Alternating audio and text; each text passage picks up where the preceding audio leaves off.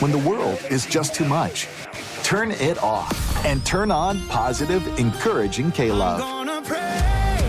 I'm gonna praise. World off. K-Love on. K-Love is sunshine for my soul. I love K-Love. Listen now on your radio, online, or on the free K-Love app. K-Love makes me feel so good. Positive, encouraging K-Love.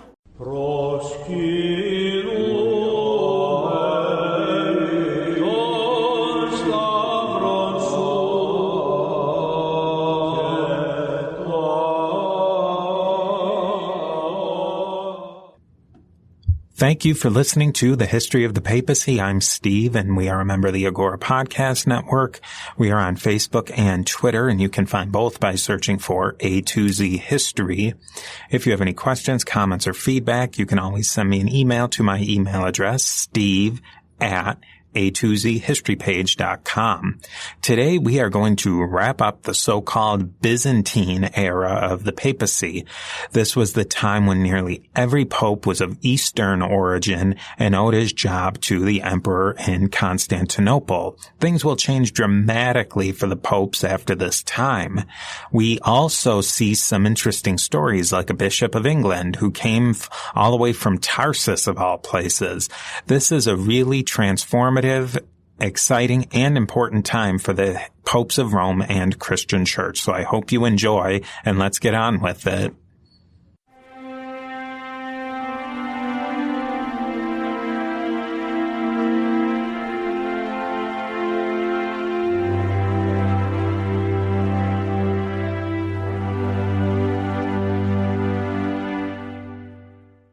We're back to discuss the fallout of monotheletism and the continuation of the Byzantine Eastern Roman dominance of the papacy and Italy. That dominance won't last forever, though. During today's episode, we will see just about the peak of the control of the Byzantines that they would have over the papacy. New players and new trends are on the horizon. We are going to move through many of the events of this time period. There were a lot of popes in the roughly 100 or so years today's episode will cover, and we'll only gloss over a number of them. But they all deserve their due, so let's just list them here as an introduction. And this will also set the time period we're going to talk about today. We have Martin I, who was pope from 649 to 655, Eugene I, who was pope from 655 to 657, Vitalian, who was pope 657 to 672, Adeodatus II, believe it or not, who was pope from 672 to 676. So you see, we're seeing a lot of short reigns here. Donus, who was pope from 676 to 678. Agatho from 678 to 681. Leo II, not quite the same level of Leo the Great, but hey, he's a Leo all the same. And he was pope from 682 to 683. We have Benedict, another short papacy of 1 year from 684 to 685. Another one of John V from 685 to 686. Conan, not to be confused with Conan, from 686 to 687. So you see in this, in just a few short years, we have a lot of popes in there, especially just boom, boom, boom, one after another, short reigns. Sergius, the first, who was pope from 687 to 701, so one of the longer reigns, he featured two anti-popes, Theodore and Pascal, who were both, had short anti-papal reigns in the 687. We'll get into that one, so don't worry about that. John VI from 701 to 705, John VII from 705 to 707, Sisinnius, who was just pope for a little bit in 708, Pope Constantine, 708 to 715, Gregory II from 715 to 731. Again, not quite Gregory the Great, but hey, he counts. Gregory III from 731 to 741. And then last but not least, the last of our Byzantine popes is Zacharias or Zacharias, depending on how you're going to say it. I'll probably say Zacharias from 741 to 752. In this episode, like I said, it will be the peak and then the inevitable fall of the Eastern Roman Empire's dominance of the Roman Papacy.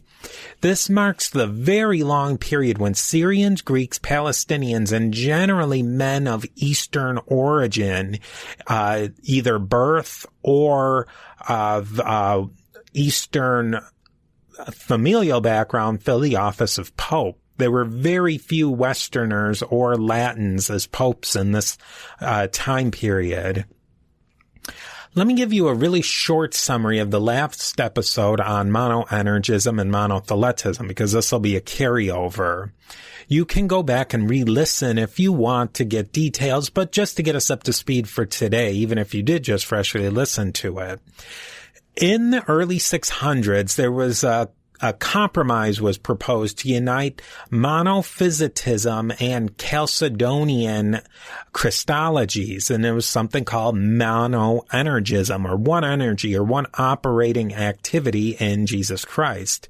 Monoenergism was found to be lacking and was revised to a new position called monotheletism, where Christ has one will that comes out of his two natures, his divine and human natures. And it's actually a Roman pope, Pope Honorius, who teaches that monotheletism is okay, which was and is to this day considered heretical or a wrong teaching. And it's really this idea that Pope Honorius came up with, this idea of monotheletism, is really going to be a thorn in the side of the papacy for centuries to come. In the meanwhile, after the end of the Persian War with the Roman Empire, which was back together for a while until the Arab armies just bash through and conquer almost all of the Levant and the Holy Land. So basically there's this big war between the Persians and the Roman Empire, the Eastern Roman Empire, if you will. The Persians take a ton of Eastern Roman lands. The Eastern Romans take all that land back, and then almost immediately the Arabs come out of Arabia and take all of that land that the Persians had previously taken. The Eastern Roman Empire, the Roman Church in particular, they really go up against monotheletism hard after Honorius, and they don't let up on it. For starters today, we are going to back up just a little bit from where we left off in the last episode, when we left off with the death of Pope Theodore in 649. Let's look at the pushback against monoenergism and monotheletism in the East, because we didn't really address that in the last episodes. There was a lot of monks in the Levant and in the Eastern Mediterranean that voiced some serious problems with monotheletism.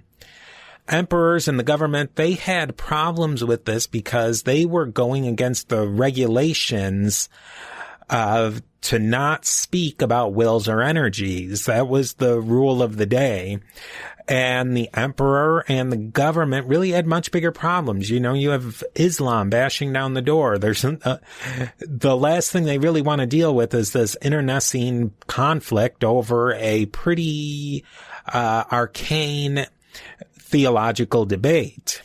Now, most of these monks were Chalcedonian Christians, and they fled from the Levant and Syria and other places to flee the Arab armies. They also were fleeing from the Persians, too, previously. So there was a big exodus of educated clerics and monks and scholars who were fleeing the East, and they would progressively hop from one place to the next west. Eventually, a colony of Eastern monks wound up in Roman North Africa around Carthage. And the leader of this group was named Sophronius, and later another monk named Maximus or Maximus arrived, and he would become a student of Sophronius. Maximus was actually a fairly high-level government leader and from a wealthy family. He left his career to become a monk, and he lived in a monastery near Constantinople. He left during the Arab sieges and conquests, as did many other Greeks and Syrians. He arrived in North Africa in late 620s, early 630s, and he fell in with this diaspora of monks fleeing to the east. Now, there's a really big council called the Lateran Council of 649, and it's a really big deal. It took place in the Lateran Cathedral in Rome. And it marked a major change in the Roman papacy to a more intellectual and Greek flavor, and it's the beginning of the change of the relationship between East and West. The East always deferred to Rome when it was convenient. In academics and in scholarship, though, Rome and the West just couldn't hold a candle to the East, though. And this disparity in intellectual and scholarly output, and just basis in general of intellectual and scholarly output was closed up in the mid-600s. These Greeks and Syrian monks and academics who fled all these conquests, they kind of set up in Rome, and they really raised the level of academic rigor in the West. When the world is just too much, turn it off and turn on positive, encouraging K-Love. I'm gonna praise. World off, K-Love on. K-Love is sunshine for my soul. I love K-Love. Listen now on your radio, online, or on the free K-Love app. K-Love makes me feel so good. Positive, encouraging K-Love. Hi, everyone. If you've been injured in an accident that was not your fault, listen up. We have legal professionals standing by to answer your questions for free. Call now and find out if you have a case and how much it's potentially worth. Call 800-910-7500. I'm here with spokesman John Wolf. So, John, tell everyone listening who should call right now. Well, Maria, first off, thank you for having me here. It's always nice to answer the listeners' questions. Now, as far as who should call in, anyone who's been injured in an accident and think you deserve compensation, give us a call right now. 800-910-7500. You'll find out if you have a case and how much it's potentially worth. Thanks, John. You heard it, folks. Take advantage of this opportunity and call now, 800-910-7500. Advertisement sponsored by Legal Help Center may not be available in all states, not available in California. And really, for all of these monks and scholars, the Wild West of Rome was the natural place to go. It was still officially under the control of the Byzantine Empire, which was good, but the power of Constantinople was weak there. Popes of Rome had an independent streak to begin with and an independent power base, so it gave these monks some new tools to fight against these heresies, so to speak, that were going on in the East. Now back to the Lateran Council, Maximus and the current pope and the first pope we'll really speak of today, Martin I, organized this important Lateran Council, like I said, which was in 649. And it was a very choreographed affair. You had Greek and Syrian bishops and monks who very carefully managed it. And it was really a full and complete takedown of monothelitism. Now, these Westerners tried to make the claim that the council was ecumenical or worldwide, really in the same rankings as up to this point. The big five Eastern councils, Nicaea 325, Constantinople 1 in 381, Ephesus 431, Chalcedon 451, and then Second Constantinople in 553. Now, the Roman emperor definitely didn't agree.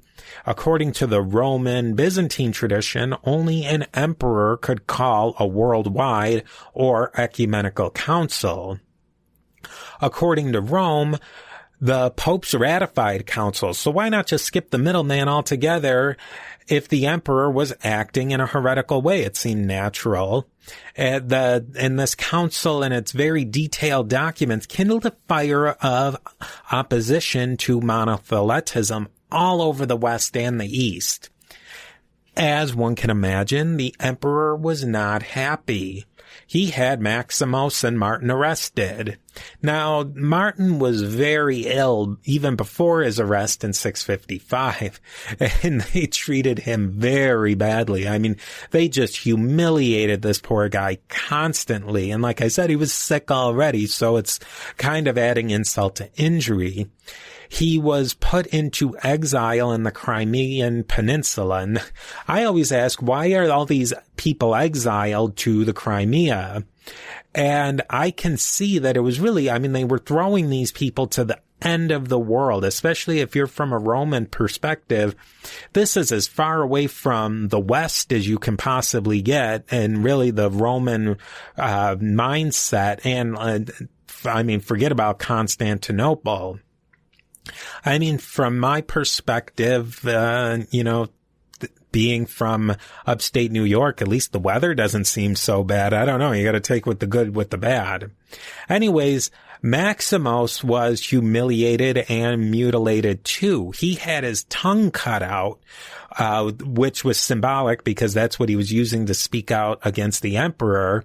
And he also had his right hand cut off, which symbolically, and physically too, it was used for writing against the emperor. And he was also sent into exile, and he was imprisoned in what was called Scythia, which is actually an area even further away from the Crimea. Maximus may have even gotten a more severe punishment than Martin because, I mean, Martin was in probably something that was at least a little bit more cosmopolitan, and Martin wasn't mutilated along the way.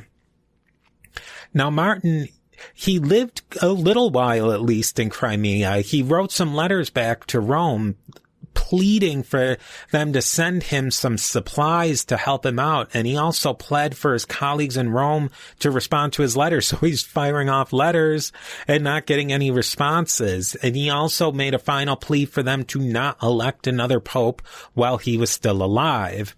Unfortunately for Martin, that's exactly what the Romans did. The Romans elected Eugene I as pope while Martin was still alive, and this caused some minor controversy, but really not much, because everybody knew Martin was a goner.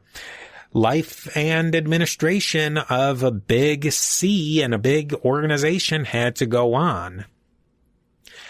Both Martin and his pal Maximus broke the don't ask, don't tell policy against talking about monothelitism, and they paid the price. Now, there is a bit of drama that goes on during the reign of Eugene.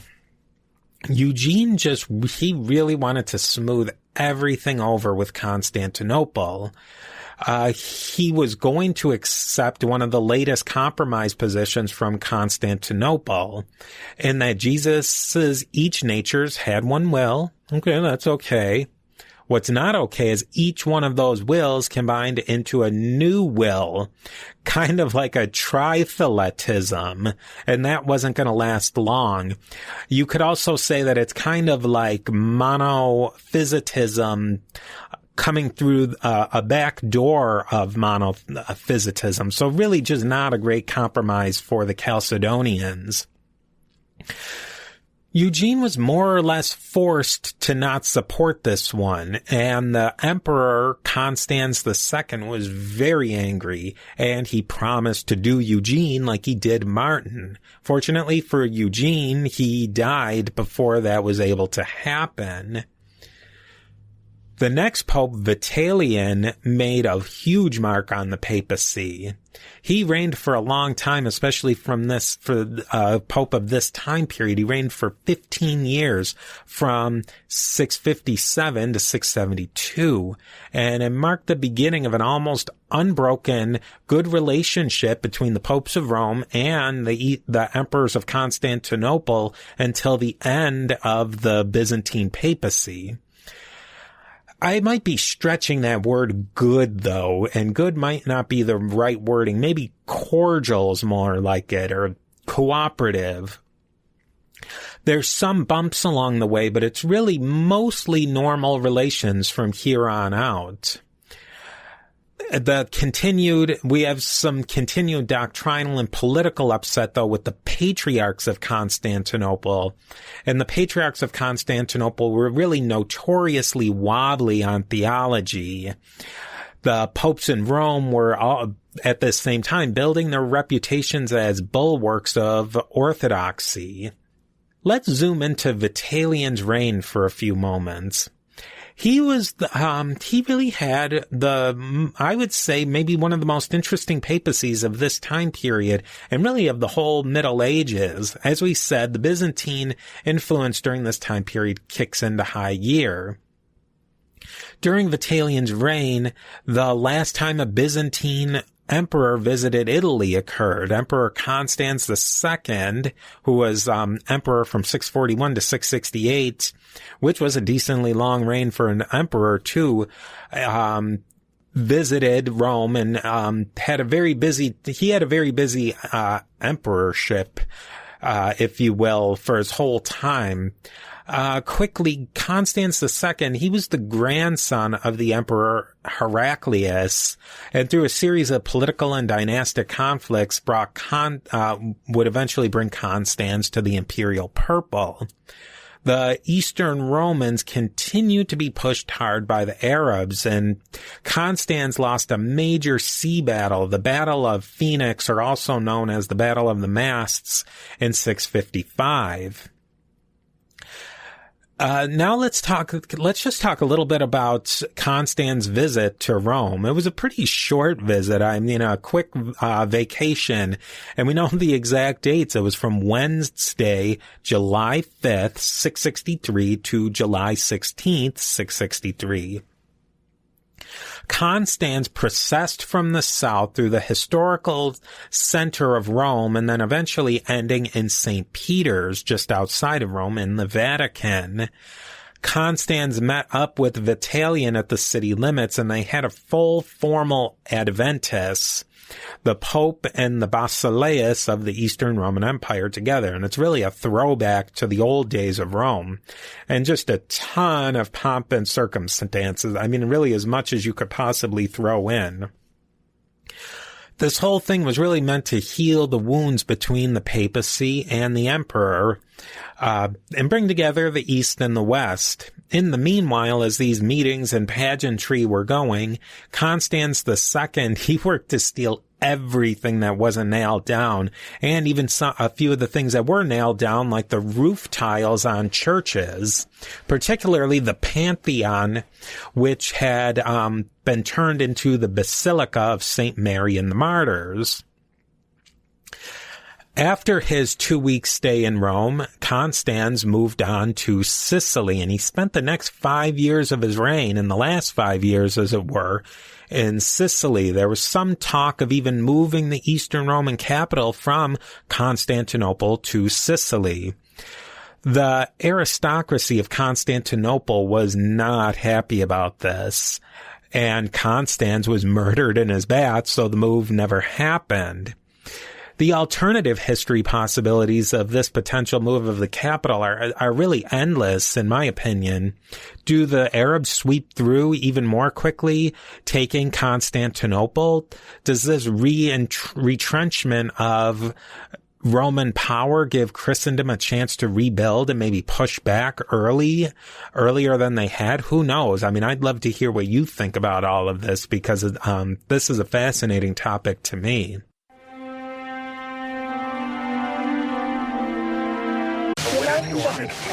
When the world is just too much, turn it off and turn on positive, encouraging K-Love. I'm gonna praise. World I off. praise the K-Love on. K-Love is sunshine for my soul. I love K-Love. Listen now on your radio, online, or on the free K-Love app. K-Love makes me feel so good. Positive, encouraging K-Love.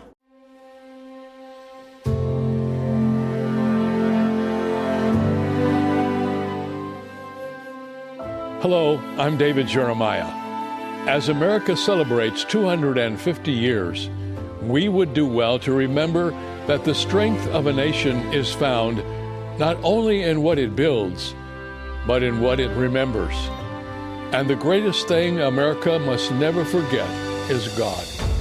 We have been blessed in remarkable ways, and those blessings should lead us not to pride, but to gratitude, not to self-confidence, but to humble dependence upon the Lord. This is a time to renew our commitment to truth, faith, and character, and to pray that God in His mercy and grace would continue to guide and bless the United States of America.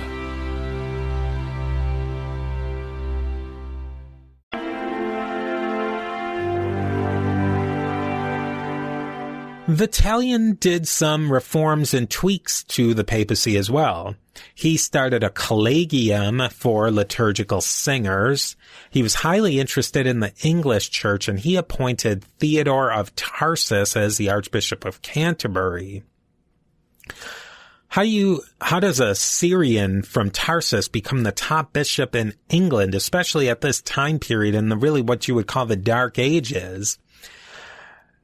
It's very interesting, and it shows the huge influence of Easterners, Syrians, Greeks, Levantines on the development of Western Christianity at this time. If you want to learn more about this fascinating character, you really have to listen to an interview that I did with Professor James Early, who really lays out the whole background and context of this enigmatic figure of Theodore of Tarsus. It was a fascinating conversation about somebody who really wouldn't come to the top of your list of people knowledgeable, of people who've really carried through into the modern area of famous, but he was a household name in the Middle Ages, I can tell you that. You can also watch this episode in documentary form produced by Nick Barksdale on the Study of Antiquity in the Middle Ages YouTube channel. And both links to both can be found in the show notes or at a2zhistorypage.com. Now back to Vitalian. He reformed the Roman liturgical rite. We will talk about liturgy and influences of the East on liturgy at this period in a few moments. For the next 75 years after Vitalian, Greeks and Syrians would dominate the papacy. Of the 13 men who reigned as popes during this time period, only one was a Roman of Italian background and of Roman Latin background. For the record, the two anti-popes were both also Roman Italians, Latin Italians. The rest of the popes were of some identifiable Eastern extraction. They were directly from the East or of Eastern heritage. They were Syrians and Greeks. They spoke Greek and or Syrian. They were Greek and Syrian in culture. Some, like I said, were born in the Eastern diaspora, which included places like Sicily and southern Italy. They were wealthy and educated people who fled the East due to the Persians and the Arab conquests. Many of them settled into this area called Magna Graecia, which was the areas of Sicily and southern Italian peninsula, which was a natural place for them to settle because these areas were very Hellenized or very Greek in flavor. And they would remain highly influenced by the Greeks, and some of these Greek influences survive to this day. And there's a DNA evidence to speak to this, but also cultural and linguistic evidence. Just common last name in this area of the Italian peninsula is Greco. I mean, take that as just one example of many, many examples. So that means that Greek and Eastern learning became completely normal in Rome. Greco-Syrian popes picked up on certain Roman practices and ideas, such as the primacy of the papacy, and as the popes as defenders of orthodoxy. The basic foundations of Roman liturgical rites were very much impacted by the Greek and Syrian language and practice. And I'll give you some examples. For one, the famous Hail Mary prayer. You can look that up at Hail Mary, full of grace, is of Eastern origins, which goes, the Western usage goes back to about this point in the 600s. In general, Mariology or Virgin Mary veneration traditions strongly spread from the East to the West in the 600s and 700s.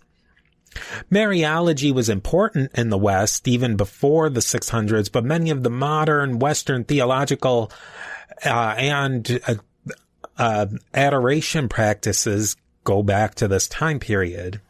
The procession of palms on Palm Sunday is another one. Large over-the-top papal processions around the city, particularly from the Lateran to the titular churches, was formed on a Byzantine model. There was a large-scale introduction of Greek vocabulary and terminology into Latin. For example, Kyrie eleison. It's very important usage in Roman Catholicism to this day, which means, in English, Lord have mercy. It's a Greek term, not Latin, Kyrie eleison. As far as I know in my research, the Latin term for Lord have mercy is not used even in the Latin language Mass, but I could be wrong on this one. I'll stand to be corrected. My research may not have been complete on this one. In general, the big themes of this time period are that theology became the main educational game in both the East and the West. Now it's time for people to say, oh, science was dying. If it was only for those backward Christians, we'd have like 747s by the 1400s, the Enlightenment in the 1200s, et cetera, et cetera. I mean, you can just insert statement here. I mean, we all know the drill.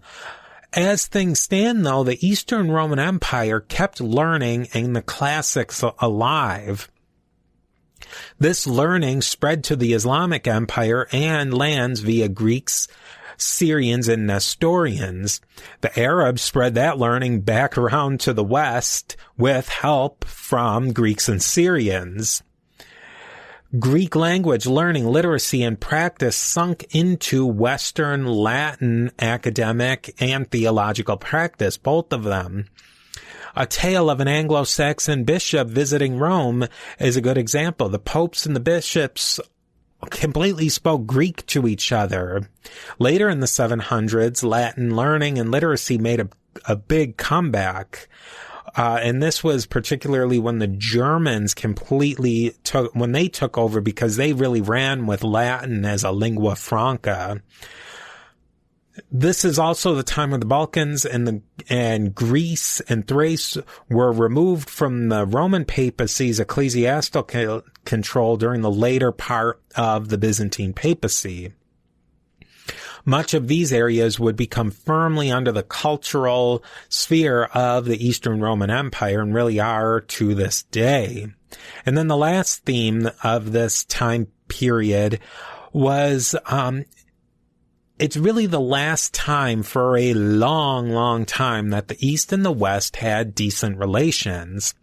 It would really be the long slide towards the 1054 schism and even worse relations beyond.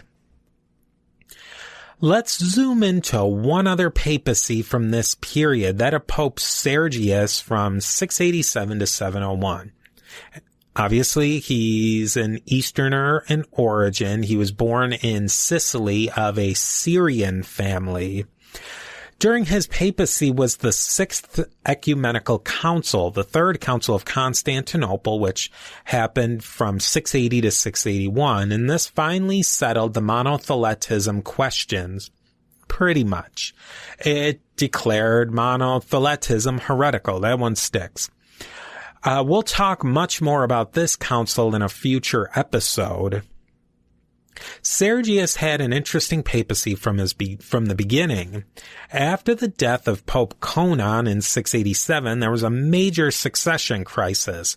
There was two claimants to the papacy. Theodore, a Roman priest who was supported by the military in Rome, he made a run for a previous papal election but lost. And then there was Pascal. It's unknown. He could have been a Greek or Syrian or probably a Roman. He was the archdeacon of Rome under Conon, and as we've seen many times before, the archdeacon of Rome was a natural successor to the Pope. And this Pascal character was very hungry to become Pope. When Conon died, Pascal and Theodore were elected Pope by their respective factions. Pascal and Theodore both made a run for the Lateran, and each took over a section and barricaded themselves in the basilica. I mean, you kind of picture somebody putting the tape line down the middle. Hey, this is my spot. That's your spot. Don't cross over. And I'm going to put a line of pillows in between. But in the end, there was a compromised pope who was put up, and his name was Sergius. I mean, by all accounts, he was a decent guy, an Easterner, a priest. He had a good resume. He was popular amongst the various factions, the administrators, the civil administrators, the people, the military, etc. He was a priest of one of the titular churches, and so he was essentially a cardinal, a term which was starting to be used at about this time. The local military faction took over the Lateran and gave Theodore and Pascal the boot out of there, gave them the eviction notice. Theodore gave up without much of a fight and accepted that he wasn't going to be pope. Pascal was a different story. He tried to bribe the Exarch of Ravenna to come help him out. Now remember, the Exarch of Ravenna at this time was the civil, secular leader of the Italian peninsula, ruling in the stead of the emperor. The Exarch did come, but when he got there, he saw that Sergius was the most popular with all the major stakeholders. And so he decided to back him. Pascal didn't give up so easily, though. And he had to be canonically removed from his church position. He was then arrested and imprisoned for magical practices. What were those magical practices? We don't know. What we do know is magical practices was a civil crime, and that might have been a very convenient way to just quickly and quietly get rid of Pascal. Sergius's reign was pretty interesting after all that drama, too. He had a very mixed relationship with the Emperor Justinian II. We won't get into all the ins and outs of Justinian II's rocky reign. If you want to learn more about any of these Byzantine characters, I would definitely suggest listening to the History of Byzantium podcast by Robin Pearson. I would also suggest reading the Lost to the West book, which was an excellent book by Lars Brownsworth, a podcaster and writer. In short, Justinian II had some successes, but the enemies, particularly Arabs, continued to make major gains. Carthage was conquered by the Arabs during his reign. And we did do an episode, a sidetrack episode on that, which was a very interesting time. Eventually, Justinian was taken out in a coup, but he was able to wrestle the purple back. And a fun fact, late in Justinian II's reign, Pope Constantine, 708 to 715, visited Constantinople for a full year from 710 to 711. And just generally, this whole period was a time of good feelings for emperors and popes. Not so much between ecumenical patriarchs and popes, but that's a different story. Constantine and Justinian II were able to come to some sort of détente over the canons of a council called the Quinisext Council, the 5th, 6th Council, which we'll get into in a bit and in a later episode as well. This was the last time that a pope would visit Constantinople until Pope Paul VI did in 1967. So a long, long time, almost in the neighborhood of 14 centuries. Let's not go too far, though, and reverse back to Sergius. And back to this Quinisext Council. Like I said, won't go into the details yet. That's a future episode and a part of the upcoming 6th Ecumenical Council episode. What we need to know for right now, though, it was a completely Eastern affair. It was meant to finalize some of the details and loose threads of the 5th and the 6th Ecumenical Councils, therefore the Quinisext, 5th, 6th Council. It's also called the Council in Trullo because it was held in the Trullo, a building in Constantinople. This council and its canons had a few poison pill canons for the West. It put a ban on clerical celibacy. Clerical celibacy was a long-held tradition in the West and still is, at least for the moment, and at least in theory. I mean, there's a million exceptions, but it was really the clerical celibacy was the rule, since the going back into the, time where there was still a Western Roman Empire. There was also a canon that put a ban on using imagery of Jesus as the Lamb in church art. And this was a very popular style and an important imagery in Western art. And there was a couple others too, but you get the drift. There was some things that that they kind of stuck in the West's craw. Sergius refused to sign off on these canons, which got Justinian II seriously angry. Justinian planned on giving Sergius the old Martin I treatment, but the troops refused to follow the orders and turned on their commander. The situation ended, it fixed itself because Justinian was exiled for his first time, and that was that for these canons, for at least for a while. In the end, Pope Constantine made a verbal agreement on the canons, which was mutually okay for both sides when he was on his big trip to Constantinople, and it just kind of buried it. One last thing to mention about Sergius's papal reign, though. There was 2 organizational events happened. Ravenna lost its autonomous and autocephalous status that it had as its bishopric. The emperor took that away and gave it to the popes as a present. A little afterwards, the See of Aquileia returned to communion with Rome and submitted to papal control. And this is officially the end of the Great Schism of the 3 chapters. Remember that one? It went all the way back to 553 when the popes signed onto the canons of the 5th Ecumenical Council. So this is a schism that was going on at that top part of the Adriatic Sea, Ravenna, Aquileia, Grotto, a couple other seas, and it was going on for a long, long time.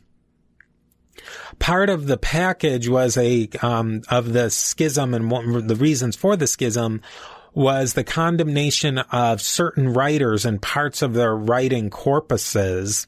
We've discussed this in detail in past episodes, if you're interested. These condemnations were highly unpopular in the West, and quite a few bishoprics, like I said, went into schism over the condemnations and some other issues, such as ecclesiastical independence from Rome. Well, this schism was officially finished and really helped Rome build its power and prestige in the Italian peninsula. And here we really go to the end. The end of the Byzantine Papacy was really more of a fizzle. It just kind of faded out. The Byzantines lost almost all their Italian peninsula territory by the time of Pope Zacharias, who reigned from 741 to 752. Again, Zacharias was of Greek descent, and he may have possibly actually been from Greek proper. And he's the last Greek pope ever, or at least to this point in 2020. Let's be specific, April of 2020 when this episode was recorded. I mean, who knows what else 2020 has to hold for us. It's been a very interesting beginning of 2020 anyways. Over the course of the years of this time period, the Lombards and the Franks became much more powerful force in Western affairs. Overall, the situation in the East was a complete mess, and it was degrading quickly. There was assassination, civil war, and the major struggle with the Arabs, and much more. The Eastern and Western political needs were growing apart. There were some big events that happened during this time period, like the Arab conquest of Spain in 711, the Battle of Poitiers, or Tours in 732, October 10th to be exact, an important date in my family, but many, many centuries and millennia after that. And this is when the Franks defeated a sizable Arab army in central Gaul. It's said to be the high watermark of the Arabs in Europe. The East continued to be an incubator of heretical or outside the mainstream viewpoints. The end of the Byzantine Papacy saw the rise of iconoclasm, the iconoclastic controversy. This is the belief that religious art and imagery are not to be venerated.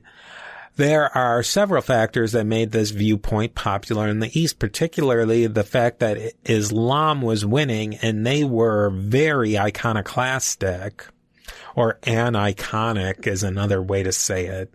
I should say that icons quickly are religious pictures that are venerated but not worshipped in Christianity, and that's a fine line that many people will argue to death over, but we'll get more into that when we start talking about the iconoclastic controversy. We will focus an entire episode just on iconoclasm. So like I said, this is the short story, but for our purposes today, iconoclasm was just another issue that separated East from West. The West was strongly iconoduals, or iconophiles, lovers of icons. So I'm dropping the vocabulary in here that we'll definitely use a lot. And really, the West, they just thought iconoclasm was nuts. Like, they just didn't understand the basics of why people would have such a problem with religious imagery. Pope Zacharias made a very big decision that would change the history of the West completely, which is another story that we'll get into more. The Franks became incredibly powerful allies of the papacy, and especially in the papacy's conflicts with the Lombards. The end of the Byzantine Papacy opens up all sorts of new and exciting topics to talk about in papal and Christian history. We have Irish Christianity, the spread of Christianity in Germany, iconoclasm, the Sixth Ecumenical Council, and much, much more.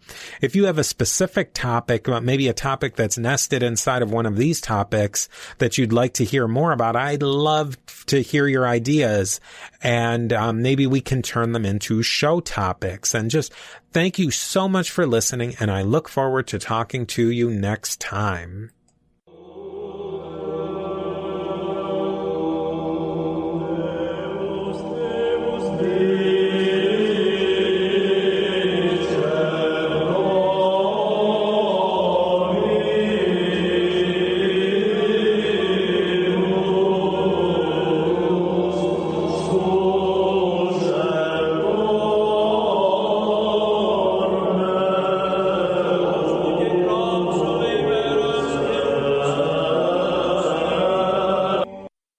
When the world is just too much, turn it off and turn on positive, encouraging K-Love.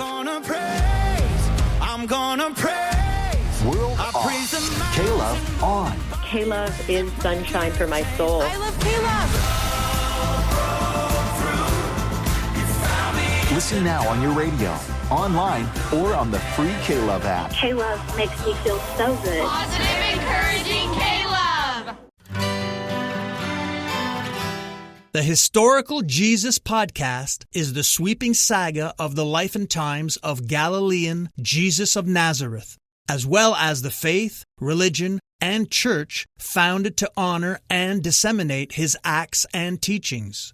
Join me, Mark Vinette, on this fascinating journey through time, exploring the many great works of Christian theology, literature, architecture, music, and art inspired by the words and deeds of Jesus Christ.